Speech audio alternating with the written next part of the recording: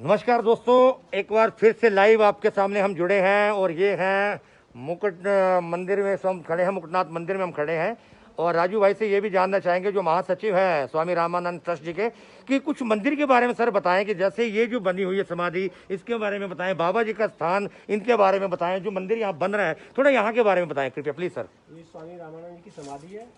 उनका पंच विषम 2001 को यहाँ पे उन्होंने समाधि ली थी और उनका ये मंदिर था। और ये मंदिर जो है इसका पुनर्निर्माण दोबारा हो रहा है, मंदिर इस तरफ बन रहा है। और ये उनका धूना था और यज्ञशाला है, मैं आपको दिखाता हूँ।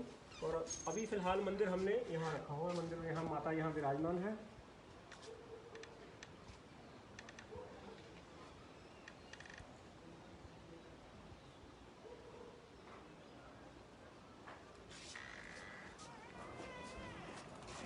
ये साथ में यहाँ पर एक महिला भी यहाँ पर खड़ी है। हम जानना चाहेंगे कि आप यहाँ कैसे।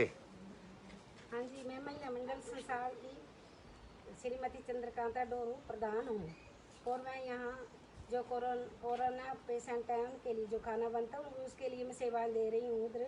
और खाना जब यहाँ से चला जाता है तो मैं फिर सफाई का काम करती हूँ उधर पे। जी बहुत अच्छा काम है, बहुत धन्यवाद है आपका जो आप भी सेवा दे रहे हैं। यहाँ हम तस्वीरें दिखा रहे हैं कि जो मंदिर है यहाँ पर ये भी दोबारा से इसे नए सिरे से बनाया जा रहा है। आप देख रहे होंगे यहाँ पर अभी कंस्ट्रक्शन चल रहा है इसका। इसके बारे में भी हम जानना चाहेंगे यहाँ जो राजू जी जो महासचिव हैं कि सर ये जो मंदिर यहाँ अभी जो बन रहा है तो जो पहले मंदिर था उसका क्या हुआ, क्यों तोड़ा जा रहा है और क्यों नया बनाया जा रहा है सर? वो मंदिर काफ़ी पुराना हो गया था, इसलिए इसका दोबारा जीर्णोद्धार किया जा रहा है। अच्छा तो सर इसके लिए जो ऐड वगैरह जो पैसा वगैरह का अरेंजमेंट तो आपको ट्रस्ट ही कर रहा है सारा? हाँ, ये सारा ट्रस्ट की तरफ से हो रहा है। जो स्वामी जी के जितने भी साथ शिष्य जुड़े हुए हैं वो सारा पैसा भेज रहे हैं, वही से सब कुछ हो रहा है। सर उपमंडल बैजनाथ की अगर बात करें, पपरोला की बात करें, उपमंडल बैजनाथ की अगर बात करते हैं तो क्या यहाँ के जो स्थानीय लोग हैं तो मान्यता उनमें भी यहाँ मुकुटनाथ मंदिर को लेकर है, बाबा भोलेनाथ के पुजारी यहाँ है, तो क्या उनका भी यहाँ पर योगदान होता है सर? हाँ, लोकल लोग भी काफ़ी योगदान देते हैं। बैजनाथ पपरोला से भी काफ़ी योगदान हमें मिलता है, पालनपुर वगैरह से भी, और बाहर से भी बहुत आता है। सर बिल्कुल, सुनने में तो ये भी आया कि साल में यहाँ 2 बार लंगर लगाया जाता है। तो सर उस लंगर 2 बार लगाया जाता है तो कब कब लगाया जाता है वो? 96 में स्वामी जी ने मुकुटनाथ मंदिर में माता पार्वती जी की स्थापना की थी।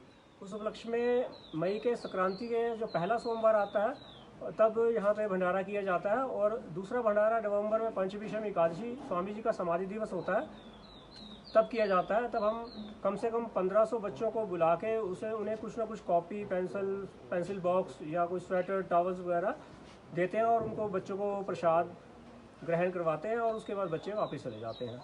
सर इसमें जो आम का पेड़ यहाँ पर इसकी चर्चा आप कर रहे थे कि आम का पेड़ जो है बिल्कुल आपके पीछे हमें दिखाना चाहूंगा, जो आम का पेड़ है ये भी अपने आप में एक बात मानी जाती है सर कि संसाल गांव में सुना है कि यहाँ पर आम नहीं होता था, और यहाँ आम के पेड़ के बारे में क्या है सर, इसके बारे में बताएं सर। इसका ये मानना है कि रामकृष्ण परमहंस जी ने स्वामी विवेकानंद जी को जलंधर पीठ के दर्शन के लिए कहा था और उनके कहने के अनुसार स्वामी विवेकानंद जी यहाँ आए थे। तब यहाँ पे काफ़ी स्नोफॉल होता था और ऐसे में स्नोफॉल एरिया में आम नहीं लगता है, तो स्वामी विवेकानंद जी द्वारा ये आम लगाए गए हैं, ऐसा यहाँ पे मानना है। जी धन्यवाद। और ये आपको दिखाइए मंदिर में, देखिए कितना ही विशाल का है यहाँ पर ये जो वृक्ष है, ये सॉरी माफ़ी चाहूँगा, पत्थर जो आप देख सकते हैं ये बहुत बड़ा पत्थर है यहाँ पर। और ये चेतक कंवर जी एक बार आपके सामने फिर दिख रहे हैं जो यहाँ पर अपनी सेवाएं दे रहे हैं। और ये जो हमें महासचिव राजू जी ने बताया कि ये जो स्वामी रामानंद जी की ये समाधि है, प्रणाम करते हैं इनको। और ये हमारे जो सेवाएं दे रहे हैं यहाँ पर निशांत मेहता जी हैं यहाँ पर।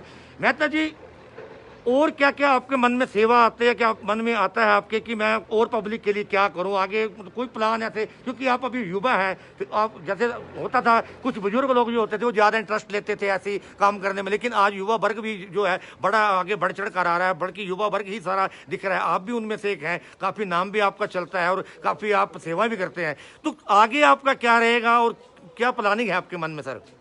देखिए, जो युवा है वो देश की फाउंडेशन है और किसी भी देश का जो भविष्य होता है वो युवाओं के कंधों पे ही जो है टिका होता है।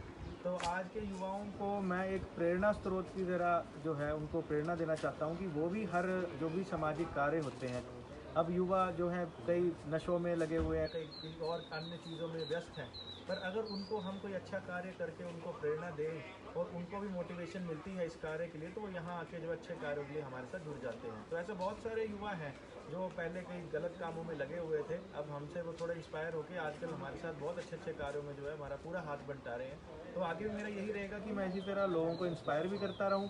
और रही बात अगर कोई ट्रस्ट से रिलेटेड या कोई सामाजिक कार्यों की, तो जो भी कोई ज़रूरतमंद व्यक्ति या किसी भी प्रकार की समाज को जब भी हमारी ज़रूरत पड़ेगी, कोई ऐसा नहीं है कि कोई बीमार होगा तभी, या कोई जागरूकता अभियान हो, चाहे कोई बीमारी का इलाज हो, या इवन कोई जैसे जानवरों के लिए अभी लॉकडाउन के टाइम पर इनका खाने वगैरह की कोई व्यवस्था नहीं थी, तो टीम युवा EMI के सदस्यों ने पालमपुर से जो थे रोज़ चलते थे और बैजनाथ के आसपास सारे एरिया में जो थे गायों के कुत्तों के लिए खाने का प्रबंध जो है रोज़ कम से कम 300-400 रोटियां और आटा चावल सब उनके लिए व्यवस्था करते थे। तो कुछ भी कोई भी ज़रूरतमंद जहाँ से भी हमारी सोसाइटी के लिए कोई भी मदद हो सकती है वो हम हमेशा जो है करना चाहते हैं और करते रहेंगे। सर कोरोना फाइटर जो कोरोना की इस वक्त महामारी यहाँ पर चली हुई है, ऐसे में सर कोरोना के मामले भी आए दिन यहाँ पर लगातार बढ़ रहे हैं। सर जो कुछ लोग हैं जो इसका अभी भी हल्के में ले रहे हैं, कुछ लोग अपने घरों से बाहर निकल रहे हैं, आप एक डॉक्टर होने के नाते क्या कहना चाहेंगे ऐसे लोगों के लिए? सर देखिए, कोरोना महामारी जो है इससे कोई डरने की ज़रूरत तो नहीं है, मैं ऐसा नहीं कहूँगा कि आप इससे डर जाएं, पर जागरूकता और सतर्क रहने की जो है बहुत ज़रूरत है, जिसके लिए जो भी सरकार की गाइडलाइंस हैं आप उनका पूरा पालन करें।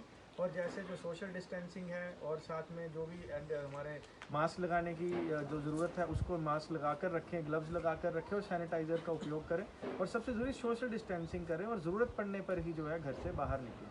तो वही जो सरकार की गाइडलाइन समय समय पर आती रहेंगी उनको फॉलो करें।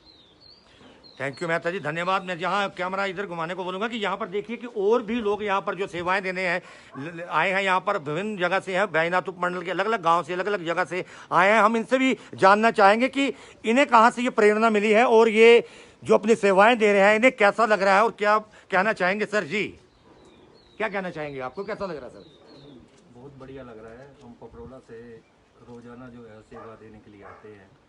हम जो स्वामी रामानंद ट्रस्ट जो है उससे जो हम शुरू से ही जुड़े हुए हैं, तो स्वामी जी के जो आदर्श थे उन्हीं को जो है कि हम फॉलो कर रहे हैं और अपनी सेवा देने के लिए हम रोज आते हैं। जी बिल्कुल, धन्यवाद। तो हम लगातार आपको दिखा रहे हैं, यहाँ मुक्तनाथ मंदिर की भी हमने तस्वीरें आपको दिखाई, जो स्वामी रामानंद जी है यहाँ की, यहाँ जो समाधि जो है उनके भी हमने दर्शन किए। यहाँ किस तरह से खाने की तैयारी की जा रही है, कहाँ कहाँ खाना ले जाया जा रहा है, जो भेजा जा रहा है, यहाँ के जो लोग हैं सेवा दे रहे हैं। तो पहले भी मैं बता चुका था कि यहाँ के जो स्वामी रामानंद ट्रस्ट है और UIMI जो ट्रस्ट है उनके साथ जो बाकी लोग और भी मिले हुए हैं, सभी अपनी अपनी सेवाएं दे रहे हैं। आइसोलेशन सेंटर के जहाँ डॉक्टर हैं, मरीज हैं, वहाँ तक खाना पहुँचाया जा रहा है। हर गली नुक्कड़ सड़क पर जहाँ भी पुलिस बल के जो जवान हैं वो तैनात हैं, और भी जो विभाग भी यहाँ पर अपनी ड्यूटी दे रहा है, कोरोना फाइटर के जो अपना काम कर रहा है, उन सब के लिए यहाँ पर सुबह का नाश्ता, दोपहर का भोजन, रात का भोजन, जूस, फल फ्रूट, पानी, चाय, सब तरह का इंतजाम जो है ये स्वामी रामानंद ट्रस्ट और UIMI जो संस्था है यहाँ से लगातार कर रही है। तो एक बार फिर से दोहराना चाहूँगा, तो वही जो क्वारंटीन हुए जो डॉक्टर क्वारंटीन भट्टू के मॉनिस्ट्री में उन्हें रखा गया है, जबकि जब उन्हें भीड़ में ठहराने के लिए कोरोना जो फाइटर थे, डॉक्टर थे, उन्हें ले जाया गया था, क्योंकि अपनी ड्यूटियां वहां आइसोलेशन में करने के बाद 14 दिन उन्हें खुद को भी अपने आप को क्वारंटाइन करके रखना था, लेकिन वहां जो शासन प्रशासन था उन्हें वहां ठहराने का इंतजाम नहीं करवा सका था। ऐसे में जो तिब्बती समुदाय बाहर वहां बिल्कुल आया और उन्होंने ये कहा कि हम अपने मॉनिस्ट्री में आपको ले चलते हैं। तो वो जो डॉक्टर थे उन्हें अपने मॉनिस्ट्री में लेके चले गए, और वहां पर वो तिब्बती लोग जितने भी हैं वो उन डॉक्टर की सेवा कर रहे हैं, उनके रहने का प्रबंध, खाने पीने का प्रबंध जो भी है वो वहीं से किया जा रहा है, जो तिब्बती लोग हैं। अब बात ये आती है कि जो आइसोलेशन सेंटर में जो काम मरीज हैं या जो काम कर रहे हैं, जो हमारे पुलिस बल के हैं, जितने भी विभाग जो कोरोना फाइटर में काम कर रहे हैं, उन्हें राधा स्वामी जो स्वामी रामानंद जो ट्रस्ट है यहाँ से भोजन जा रहा है, UIMI जो ट्रस्ट है यहाँ से भोजन पहुंचा रहा है, और जो तिब्बतियों के मिनिस्ट्री में रह रहे हैं डॉक्टर उन्हें तिब्बती खाना दे रहे हैं। अब सवाल ये उठता है कि जब संस्था बैजनाथ के जवानों को खाना दे रही है, तिब्बती उन डॉक्टर को खाना दे रहे हैं, तो बैजनाथ की या हिमाचल की सरकार क्या कर रही है? और भी नई खबरों के साथ आपसे जुड़ता रहूंगा और मिलता रहूंगा। आपका प्यार सदा बनाए रखें, अपना आशीर्वाद दें। तब तक के लिए जय हिंद, जय हिमाचल, जय माता दी। जोरी भाई क्या बात है।